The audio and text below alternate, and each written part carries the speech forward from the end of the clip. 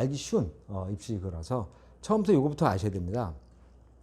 근데 입시의 역사와 의미에 대해서 좀 보셔야 되는데 쭉 보시면 익숙한 건 아마 지금 대부분의 본인들은 학력고사 요거일 거고 수능 이렇게 있을 텐데 이 예비고사 본고사는 저도 이제 나이가 올해 53인데 이 세대는 아닙니다. 저도 요 학력고사 세대가 되겠고요. 여기 지금 예비고사와 본고사라는 것은 잠깐 여기서 말씀드릴게 요 학년도라는 표현하고 학년이라는 표현이 좀 달라요. 요거 두 개 혼돈하시면 안 되는데 81 학년도라면 80년도에 그 시험을 본 겁니다.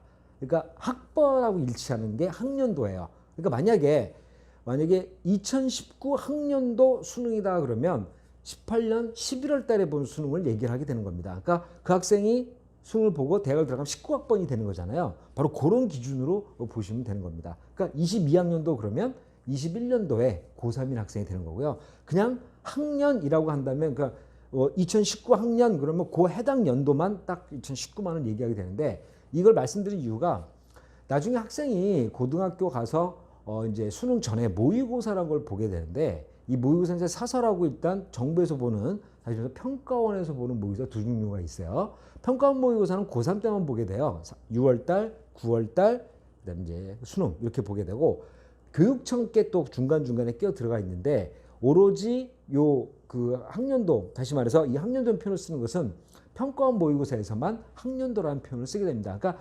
2020년도에 모의고사를 본 거라면 6월, 9월 거는 2021 학년도 모의평가 이런 식으로 얘기가 되게 되고요. 나머지 사설이나 교육청 거를 보통 해당 연도의 거 2020년도 20학년 도란 말을 안 붙이고요. 2020학년 고1, 2, 3 이제 모의고사, 국어, 영역 이런 식으로 해서 나오게 됩니다. 그러니까 학년도라는 말은 학번이랑 일치한다라고 보시면 좀 쉽게 되겠죠. 그래서 6, 9학번에서 8, 1학번까지는 예비고사 세대인데 저도 이건 본 적이 없기 때문에 근데 단순하게 말씀드리자면 예비고사는 지금 수능처럼 전국적으로 다 똑같은 문제를 갖고 시험을 봐요. 그래서 몇 점 이상으로 해서 컷을 다 나눴죠. 그래갖고 몇 점 이상은 어느 대학을 지원할 수 있다, 어느 대학을 지원할 수 있다 나눠져 있었어요. 그래서 예비고사를 잘 보면 서울대까지 지원하는 거고 예비고사를 못 보게 되면 볼 수 있는 지원할 수 있는 대학이 한계가 있었던 그런 시절입니다. 그래서 이것도 제법 한 12년 정도 진행이 됐던 건데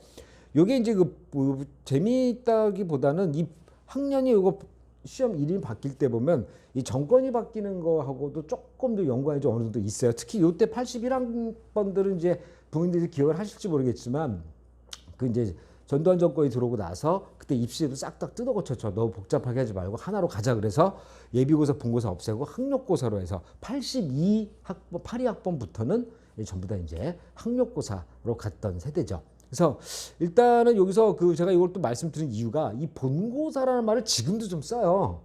바로 대학별고사라는 말을 또 쓰죠. 그러니까 논술, 그 다음에 이제 실기라든가 이런 거는 각 대학교 가서 시험을 보잖아요. 그걸 흔히들 본고사 준비해야지라는 말로 요새도 좀 대체하고는 있어요. 그러니까 본고사라는 말은 해당되는 대학교에 자기가 직접 가서 보는 것을 본고사라고 하고 현재는 이제 대학별 고사란 말을 좀 더 많이 쓰기도 하지만 혼용돼서 쓰고 있으니까 부모님께서도 본고사와 대학별 고사는 같은 말이고 그 대학 가서 보는 걸 얘기하는구나 라고 보시면 되고 현재로서는 이제 예비고사 본고사는 사라졌기 때문에 본고사는 난이도는 어마무시했다고 합니다. 엄청났다고 해요. 본 적은 없지만. 자, 그다음에 학력고사가 이제 82학번부터 93학번까지가 전부 다 학력고사 세대가 되는데 이때는 전 과목 다 봤죠. 모든 과목을 다 봤어요. 거의 다. 그래서 이제 예체능 게 빼고 그래서 이 당시는 이제 저것도 있을 때라서 고등학교 입시도 있을 때였죠. 연합고사라고 그래서 중3들이 12월 달에 시험을 봤죠. 그래서 고등학교 시대다 보니까 그때도 이제 전과목을 다 봤고요. 이때 학력고사도 이과 문과 구별 없이 거의 다 모든 과목을 굳이 구별이 있다면 수학에서 조금 다르고 이제 과학을 좀 많이 하고 사회도 했었어요. 이과도 문과 마찬가지로 사회를 다 하고 과학 과목도 또 선택했어야 됐고 한문 들어가 있었고 윤리 따로 있었고 한국사 이런 거 다 필수였는데 요 86년도 87년도 그때 벌어졌던 일이 이제 그 교과서 외에서 국어가는 그 당시 국정교과서여서 한 가지만 나왔어요. 책이 하나밖에 없었는데 지금도 여러 가지가 아니에요.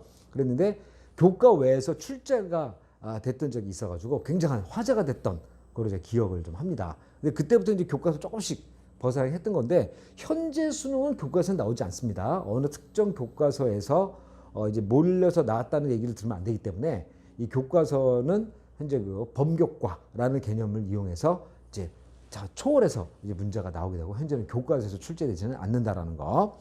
근데 학력고사는 교과서에서 나왔어요. 철저하게 예비고사도 그렇고요. 근데 본고사는 이제 대학교에서 냈고요. 자, 이제 94학번부터 수능 세대가 되는데 현재까지 진행 중에 있고요. 굉장히 오래 가고 있죠. 굉장히 가장 긴 역사를 갖고 있는 건데 말이 이제 수능이란 말을 쓰지 실제로는 그 사이에서 많이 변했어요. 처음에 이제 94년도에 처음 93년도에 본 거겠죠. 그러니까 94학번이니까 그 당시는 수능을 2번 봤죠. 9월 달에 한 번, 11월 달에 한 번. 그래서 2번 중에 잘 본 거 하나를 갖고 대학을 갔었고 그때는 원점수만 갖고 갔어요. 뭐 지금부터 말하는 무슨 표준 점수나 뭐 이런 거 없이 갔는데 이게 문제가 생긴 게 9월 달에 잘 본 애들이 11월 달 시험을 볼 필요가 없다고 생각을 하면서 학교를 제대로 안 나가고 공부도 제대로 안 하고 11월 달 거 봐야 되는 애들이 있는데 또 이게 방해가 되는 이런 좀 악영향을 좀 안 좋은 마이너스 효과가 있다 보니까 그 바로 다음 해부터는 수능이 11월 달 한 번으로 줄게 되죠. 그러니까 이처럼 수능도 계속 변화를 하게 되고 단순하게 점수만 갖고 보니까 과목별 난이도를 알기 힘들다 보니까 표준 점수라는 거, 그다음에 이제 등급, 그다음에 백분위 이런 것들을 이제 활용하기 시작하면서 수능이 점점 복잡해지기 시작합니다.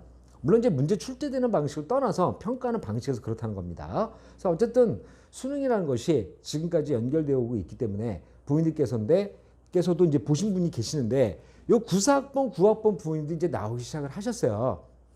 그러니까 아버님은 좀 그렇다 하더라도 어머님들 같은 경우는 94, 9학번이 계십니다. 현재 지금 기준으로 하는데 96학번이면 조금 좀 빠르고요. 96학번이면 빠르고 94, 9학번들 분들 중에서는 이제 아이가 고3 되고 자녀들이 재수를 한다거나 엔수를 하는 경우가 지금 현재 생각을 나오고 있는데 기본적으로 주의하셔야 될 게 하나 있어요. 부모님들이 이 같은 수능을 보시다 보니까 어떤 일이 생기냐면 이제 간섭이 좀 심해집니다. 그러니까 엄마 아빠도 수능 세대야. 너도 수능이잖아. 엄마 아빠도 본 거야. 라고 하면서 굉장히 아이들에 대한 이제 그 간섭이 말씀드린 대로 좀 심해지다 보니까 오히려 아이들과의 갈등이 좀 더 커지는 경우가 자주 발생되고 있고 상담을 저도 많이 요청을 받는데요. 부모님들이 가실 때 수능은 아까 제가 말씀드렸죠. 처음에 수능이 계속 지금 변해 왔기 때문에 그때랑 똑같지는 않습니다. 이름만 같다 뿐이지 평가하는 방식이 굉장히 다르기 때문에 아이들 말에 조금 더 주의를 기울여 주시고 안다라고 무조건 넘어가지 마시고 부모님들께서도 연구하시고 공부하셔야 충분한 전략을 세울 수 있다고 제가 여기서 분명히 말씀을 드립니다. 자, 그래서 어떤 수능 세대고요. 수능 세대고 이제 대학으로 진학하는 방법이라 제가 딱 올려놨는데 지금 대학을 가기 되는 수능이 절대적이에요. 수능을 안 보고서는 대학 갈 수 있는 방법이 그렇게 많지는 않습니다. 물론 그 수능 최저란 말 제가 뒤에 말씀드리겠지만 수능을 안 봐도 그냥 학생부만 갖고 가는 방법은 있어요. 그 경우는 수능을 안 봐도 갈 수는 있지만 어쨌든 학생부라는 또 학교에서 필요로 하는 기록을 또 필요로 하는 거기 때문에 대부분의 경우가 또 최저가 있어요. 수능에 최소한 이 정도 등급은 맞아야 된다라는 거다 보니까 수능이 기본적으로 절대적인 역할을 차지할 수밖에 없다라는 거. 그래서 수능을 안 보고서 대학 가는 방법은 극히 미미하다. 대부분의 경우는 수능을 봐야 된다라는 걸 꼭 기억해 주시기 바랍니다. 자, 여기까지 해서 쭉 이제 우리 입시에 대해서 역사를 말씀을 좀 간단하게 말씀드렸는데요. 솔직히 이 전에도 대입이 있었어요. 근데 이제 69년도부터 이제 6.25 끝나고 재건하고 뭐 이렇게 하면서 그나마 이제 안정을 잡던 시기부터 이런 이름이 이제 쓰이기 시작한 건데 제가 이걸 말씀드린 이유는 딱 하나. 왜 이렇게 바뀔까요? 아까처럼 뭐 적과이 바뀌기 때문에 바뀔까요? 간단하게 하고 그런 거 아니고요. 이 시대가 요구하는 인재상이 달라지기 때문에 그렇습니다. 솔직히 지금 보시는 부모님께서 어렸을 때나 중고등학교 다닐 때 머리 좋다는 애들의 기준이 뭐였는지 한번 예를 들어 볼게요. 그 당시 우리 친구 중에서 머리 좋다 그런 애들은 암기를 주로 잘하는 아이들이었어요. 암기 잘하고 그러면 머리 좋다는 걸 갔었죠. 지금은 아니죠. 단순 암기 갖고는 통하지 않습니다. 이 시험들은 암기 갖고 어느 정도 통했던 시험들이 있어요. 솔직히 학력고사도. 왜? 교과서에 하나씩 나왔으니까. 그러나 지금은 교과서도 다양해지고 어느 한 거에 집중적으로 나오지 않기 때문에 암기 갖고는 통하지가 않습니다. 수학 문제 또한 우리 때는요. 문제를 줬죠. 식을 줬죠. 근데 지금은 말을 줍니다. 그 말을 읽고 이해해서 수식을 만들어내는 과정을 포함하고 있어요. 그러니까 그 당시하고 지금은 완전 시험의 형태가 다른 거죠. 왜? 바로 멀티를 요구합니다. 요새 인재 상황. 그러니까 좀 융합적으로 하나만 잘하는 것보다는 요것도 좀 하고 요것도 좀 하고 요것도 좀 하고 이런 식으로 융합형 인재를 요구하는 세상이다 보니까 암기가 통하지 않는 거죠. 그러니까 그 당시에 그 80년대 이전에 태어나던 이제 그 시험을 봤던 사람들 중에서 머리 좋다라고 하는 거의 개념하고 지금의 머리 좋다는 좀 차원이 좀 다르다는 거를 부모님께서 이해를 해주시고요.